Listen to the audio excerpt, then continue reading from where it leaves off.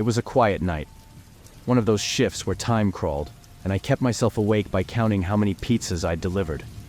Only a couple more to go, and then I could clock out and forget the endless string of pepperoni orders. Just after 11 p.m., the phone rang at the shop. The order was simple: 1 large cheese pizza, cash on delivery. But the location, it was out in the sticks, a good 15 minutes down an isolated road.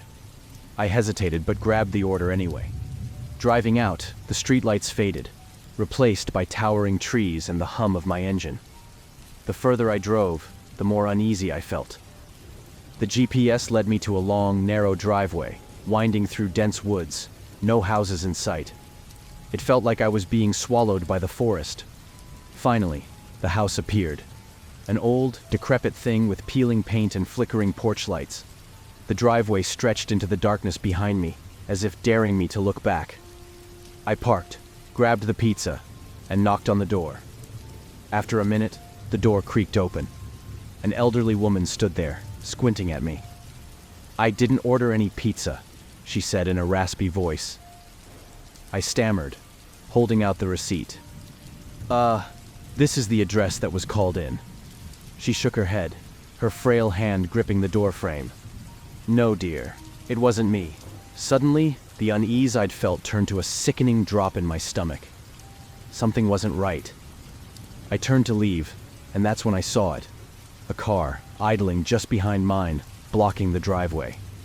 The headlights blazed into the trees, but I hadn't heard it pull up. How long had it been there? My mind raced, trying to figure out if I had passed anyone on the way in. I climbed back into my car, hoping the vehicle would just move, but it didn't. Instead, a man stepped out, slowly walking toward me. His face was obscured by the headlights, and he kept a steady pace, stopping just behind my car. Then he stood there, silent, motionless. I tried to reverse, but he didn't budge. My heart pounded in my chest as I rolled down the window, about to shout at him to move. That's when I heard the other doors of the car creak open. 3 more men stepped out, each moving with the same deliberate slowness. I froze, panic surging through my veins. They weren't here by accident. They were here for me. The man behind my car took a step closer, then another. Without thinking, I slammed the car into gear, floored the gas, and whipped the wheel to the side. The tires screeched as I swerved around the car, barely missing a tree. I heard shouting, footsteps pounding on the dirt, and one of them even slammed a hand against my window as I sped past. Branches whipped against my car as I hurtled down the driveway, my hands trembling on the wheel. The moment I hit the main road, I floored it back to the shop, not daring to look in the rearview mirror. When I finally skidded into the parking lot, I could barely breathe. My co-workers stared at me, wide-eyed, as I stumbled inside. I told them everything. We called the police immediately. The next day, we learned the horrifying truth. 3 men were arrested at that same driveway, caught trying to ambush another driver. They had been using the secluded spot to lure delivery guys, just like me. But there was one problem. One of them had escaped into the woods. For weeks after, I couldn't shake the feeling. Every time I passed a dense stretch of trees or glanced in my rearview mirror, I expected to see that man standing there. I changed my shifts after that. No more night deliveries. But sometimes, late at night, I still hear footsteps in the dark, too close for comfort. It was nearing midnight, and I was ready to call it quits when my phone buzzed with another order. I almost ignored it, but the payout flashed on the screen, way higher than normal for a single meal. That much money for a burger and fries? Weird, but I needed the cash. The drop-off was in a wealthy part of town, where the houses were spread out, each one bigger than the last. The kind of place where you'd expect people to have private chefs, not use delivery apps. As I drove through the pristine, tree-lined streets, something felt off. I'd delivered here before, but the area was usually quiet, almost too perfect. Tonight, though, it was eerily still. The only sounds were the hum of my engine and the occasional creak of a branch swaying in the wind.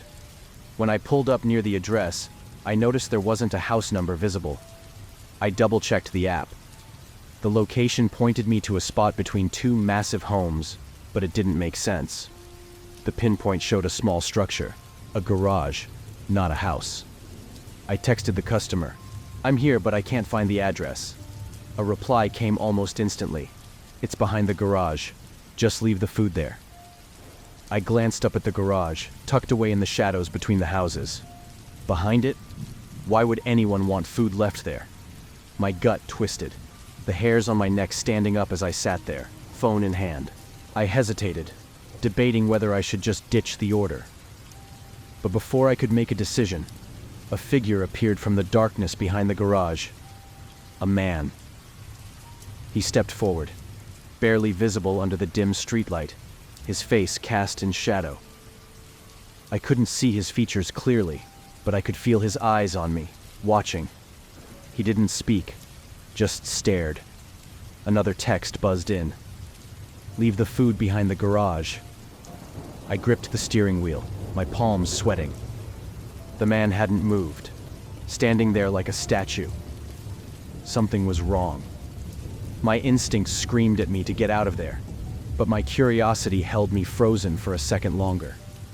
Finally, the man spoke, his voice low. "Just place it behind the garage. Now." I shook my head, forcing a nervous laugh. No thanks. I'll just leave it up front." I was already turning to get back in my car when I heard footsteps behind me, quick, deliberate. I didn't look back. I jumped in the driver's seat and slammed the door, throwing the car into reverse, nearly backing into a mailbox as I sped away from the driveway. As I peeled out onto the main road, my heart pounded, adrenaline making my hands shake. I glanced in my rearview mirror, but the man was gone. Just the shadow of the garage, looming in the distance. I floored it, not slowing down until I was miles away. Back at the restaurant, I told my coworkers what happened. They laughed it off, saying I was just spooked because it was late, and the guy was probably harmless. But something about it stayed with me, nagging at the back of my mind. Why would someone want me to leave food in a spot so hidden? Why not meet me at the front door like a normal person? The next day, I tried to forget about it, telling myself it was nothing. But deep down, I couldn't shake the feeling that if I had listened, if I had taken those extra steps behind the garage, I might not have walked away from that delivery at all. To this day, I avoid that neighborhood. And every time I get a high-paying order late at night, I can't help but wonder, what would have happened if I had followed that man into the shadows? I was halfway through my shift when the order came in.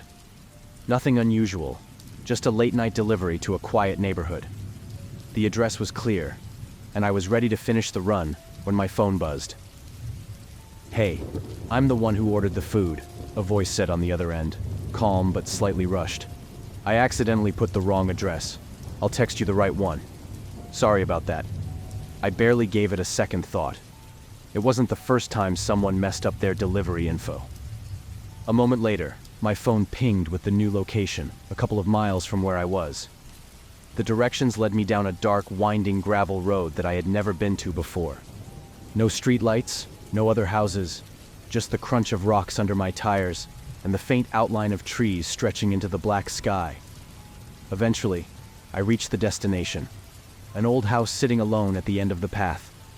There was a faded "for sale" sign leaning against the mailbox, barely legible in the dim glow of my headlights. The place looked deserted, windows dark, the lawn overgrown, but I shrugged it off. People live in all kinds of places, I reasoned. Maybe they were fixing it up. I parked, grabbed the food, and walked up to the door. Before I could knock, it creaked open, revealing a narrow hallway lit only by a single flickering light. Standing just inside was a man, his features blurred by the dimness. His voice was low, barely more than a whisper. "Just bring it inside," he said, motioning toward the kitchen at the far end of the hallway. "I've got my hands full."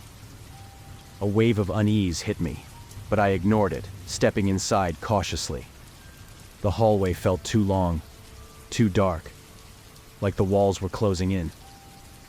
As I entered the kitchen, I placed the bag on the counter and waited for him to come collect it.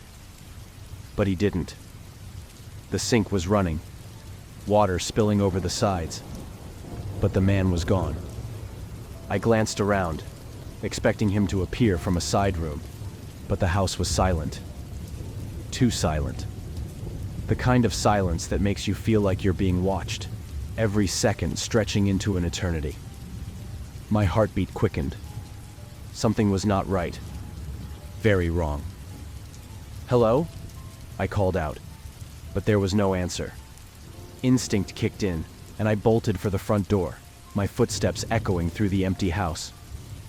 I didn't even close the door behind me.